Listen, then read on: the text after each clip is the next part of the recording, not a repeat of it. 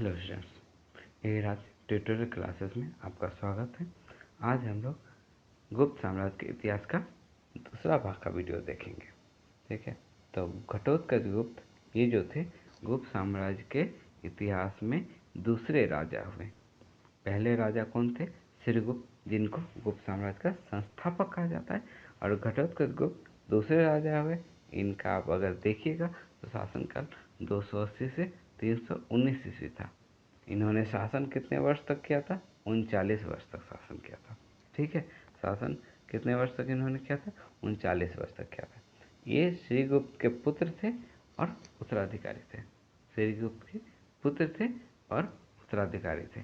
श्रीगुप्त के बारे में मैंने पिछले वीडियो में बताया था। आज हम लोग आगे बढ़ते हैं। घटोत्कच गुप्त भी एक सामंत ही था, एकमात्र सामंत था। ये महाराजा की उपाधि धारण करते थे। ठीक है, परंतु जो इनका पुत्र हुआ, ठीक है, चंद्रगुप्त प्रथम इस वंश के प्रथम सम्राट हुए, स्वतंत्र सम्राट हुए। इस साम्राज्य के स्वतंत्रता के जन्मदाता चंद्रगुप्त प्रथम हुए, जो घटोत्कच गुप्त के पुत्र हुए। तो इनके बारे में हम लोग आगे जानेंगे। ठीक है, घटोत्कच गुप्त जो थे वे शक साम्राज्य के सेनापति थे। शक साम्राज्य के सेनापति थे।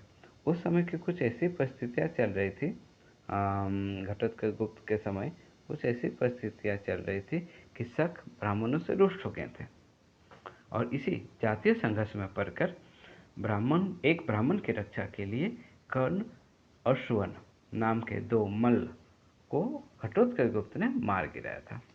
ठीक है, यह स्पष्ट राजद्रोह था।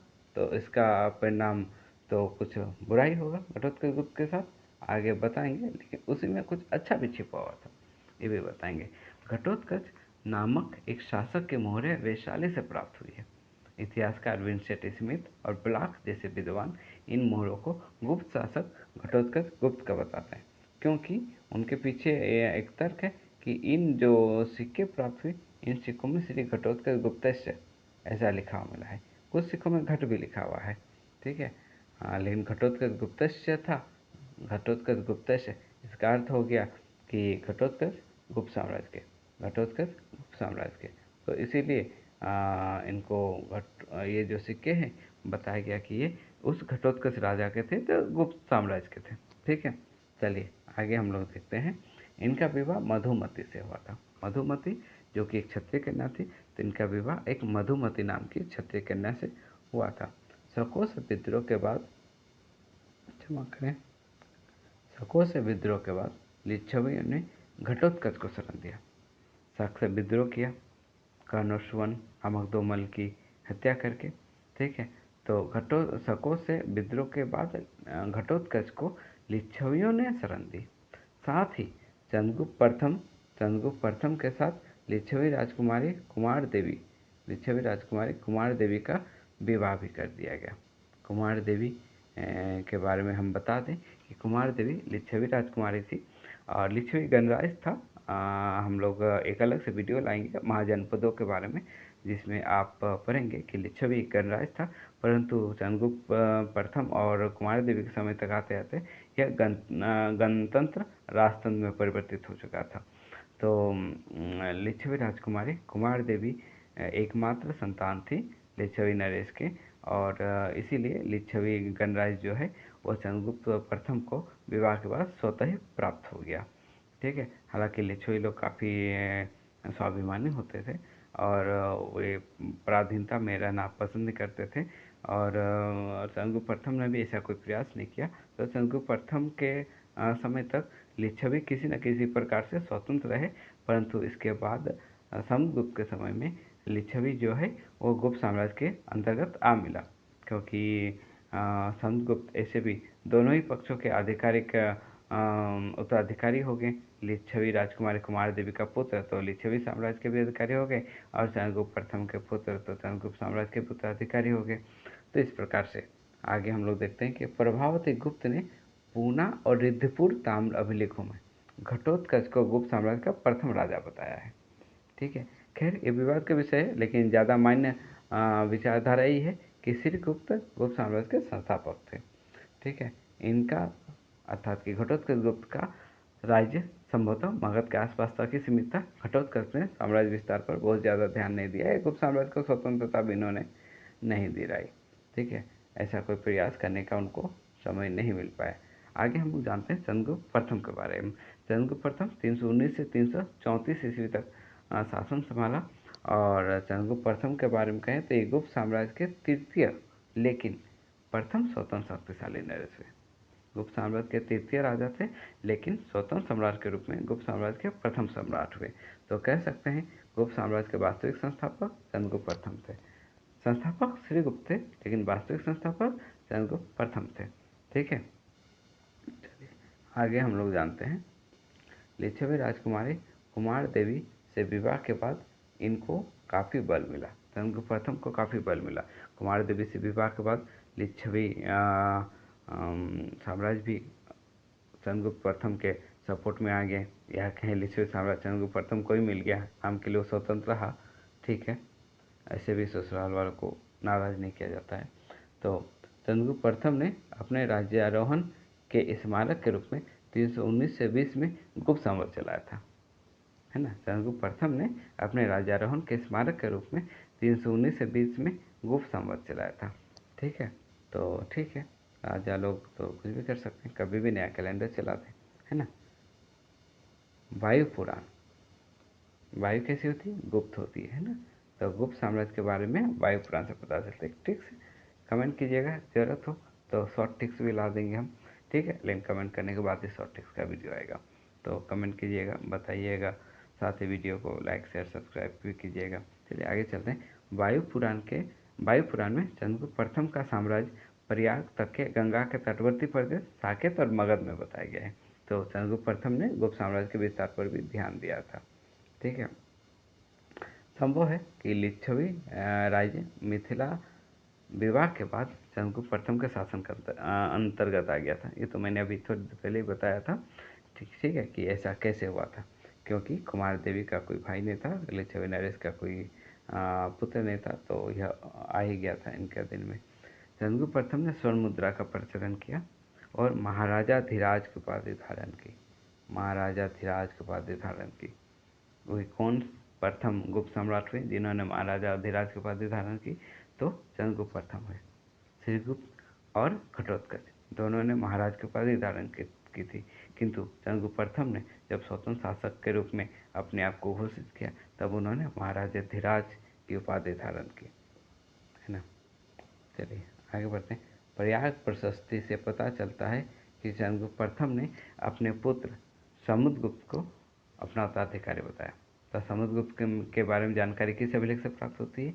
प्रयाग प्रशस्ति अभिलेख से। प्रयाग प्रशस्ति अभिलेख के बारे में आगे बताएंगे, समुद्रगुप्त के बारे में बताएंगे उस वीडियो में। प्रयाग प्रशस्ति अभिलेख के बारे में थोड़ा डिटेल से जो जो चीज़ें छूटी हुई सारी चीज़ बताएंगे। चंद्रगुप्त प्रथम गुप्त साम्राज्य की स्वतंत्रता के जमदाता थे। कैसे बताएं थोड़ी देर पहले मैंने, है ना। आप लोग को याद होगा, ध्यान से सुन रहे होंगे तो, अदरवाइज वीडियो को पॉज करके ज़रूरी चीज़ें नोट कर लीजिएगा डायरी में। ठीक है, बार बार वीडियो देखिएगा तो नोट करने की ज़रूरत नहीं है, याद हो जाएगा। ठीक है, एक वीडियो को अगर 4-5 बार देख लेते हैं तो काफ़ी सारी चीज़ें याद हो जाएंगी। गुप्त साम्राज्य का वीडियो जब समाप्त हो जाएगा, उसके बाद गुप्त साम्राज्य के बारे में कोई भी सवाल छूटने वाला नहीं है। कॉम्पिटिटिव क्लासेस हो तो भी, और अगर एकेडमिक क्लासेस में लिख रहे हैं तो अच्छी तरह से सारे वीडियो को बार बार देख लेंगे तो अच्छी तरह से आप विस्तारपूर्वक कॉम्पिटिटिव एकेडमिक क्लासेस में भी सवाल जवाब दे सकते हैं। चलिए आगे बढ़ते हैं। चंद्रगुप्त प्रथम को गुप्त साम्राज्य का वास्तविक संस्थापक कहा जाता है। ठीक है, बताएं, समझाएं अभी थोड़ी देर पहले। चलिए आगे बढ़ते हैं।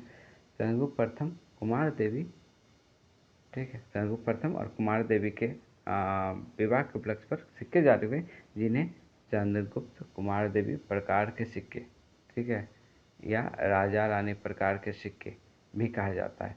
ऐसे सिक्के प्राप्त हुए हैं। ये सिक्के लिच्छवियों द्वारा चलाए गए थे। इन्हें लिच्छवी प्रकार के सिक्के भी कहा गया है।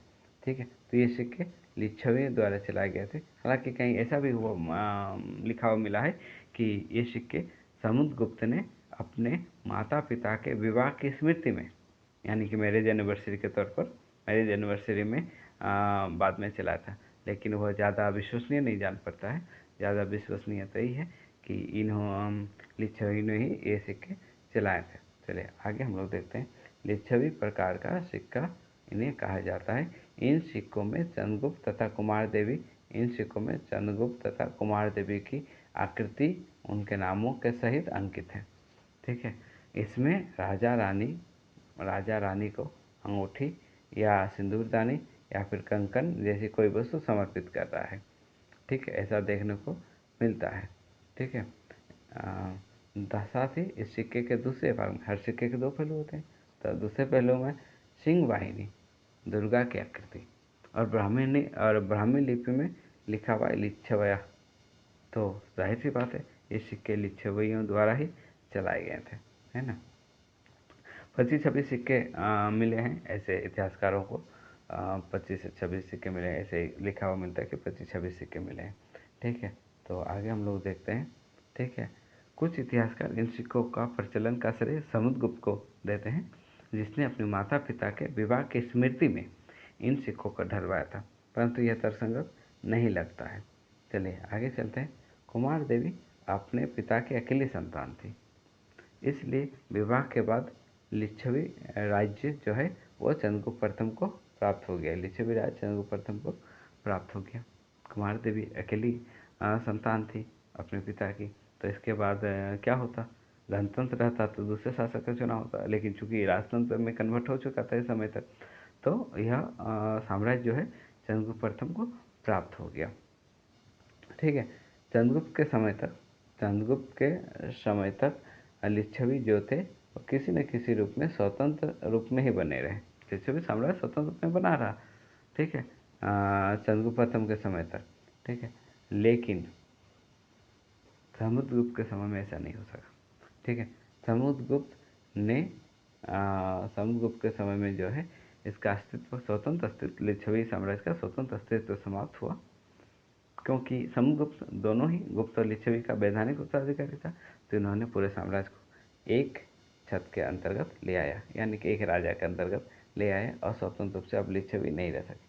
वासुदेव शरण अग्रवाल का विचार है कि राजा रानी प्रकार के सिक्के वस्तुतः लिच्छवियों के ही हैं। ठीक है, और उन्होंने राजकुमारी के विवाह लिच्छवियों ने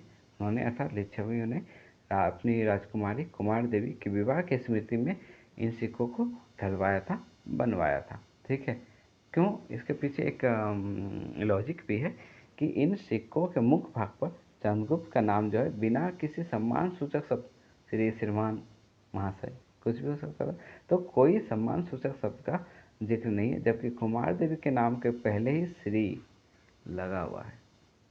समझ रहे हैं, श्री लगा हुआ है।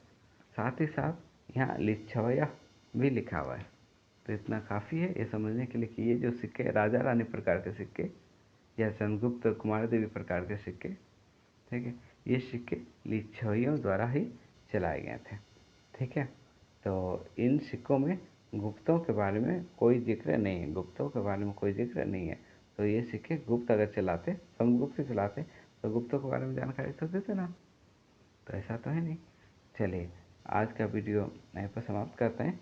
आगे के वीडियो में हम कोशिश करेंगे कि एक ही वीडियो में समुद्रगुप्त, रामगुप्त और चंद्रगुप्त द्वितीय विक्रमादित्य के बारे में बताएं, और उसके बाद शकों के बारे में भी उस वीडियो में डिटेल पूर्वक ला देंगे। जो भी बताएंगे डिटेल से बताएंगे, ताकि इस गुप्त साम्राज्य का पूरा वीडियो देखने के बाद गुप्त साम्राज्य से संबंधित किसी भी प्रकार का क्वेश्चन ना छूटे।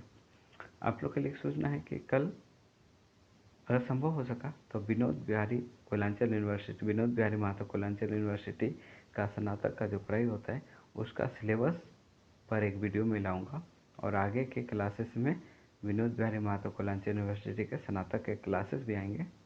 इग्नू में एडमिशन, उसके असाइनमेंट, उसके फॉर्म फिलअप, उसके एग्ज़ाम, उसके प्रोजेक्ट्स, इन सब के बारे में भी हम आपको दिशा निर्देश देंगे और सहायता करेंगे वीडियो के माध्यम से। कुछ इंग्लिश मीडियम के बच्चों ने कॉल किया था हमारा वीडियो देखकर, जब पता चला कि मैंने ऑनलाइन क्लासेस शुरू किया, तो उन्होंने कहा कि सर इंग्लिश मीडियम के भी क्लासेस लाएं। तो समय निकाल कर इंग्लिश मीडियम का भी कंटेंट मैं बना रहा हूँ, जल्दी इंग्लिश मीडियम के भी क्लासेस आएंगे। काफ़ी सारे आ रहे हैं इस प्रकार से डिमांड, देखते हैं जहाँ तक संभव हो सका पूरा करेंगे। धन्यवाद। सबसे आग्रह है कि चैनल को सब्सक्राइब कीजिए, वीडियो को लाइक कीजिए, शेयर कीजिए और अच्छे अच्छे सुझाव कमेंट में दीजिए। कोई सवाल हो तो वो सवाल कमेंट बॉक्स में डाल दीजिए, उनका जवाब मैं ज़रूर दूंगा। अगर ज़रूरी हुआ तो उस पर अलग से वीडियो बनाऊंगा। धन्यवाद।